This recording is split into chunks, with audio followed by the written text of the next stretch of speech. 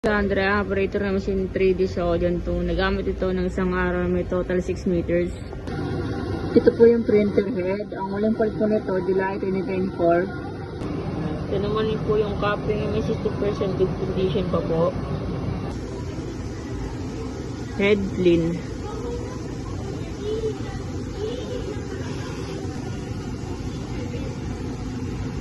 Nasa na ang wiper after head clean.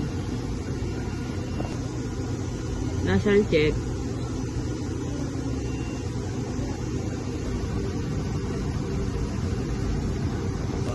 Ito naman po yung damper. Ang uling point po nito, October 2023.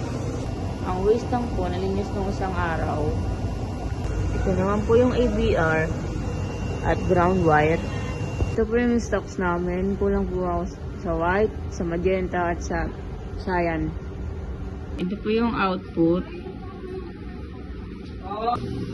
at daily checklist.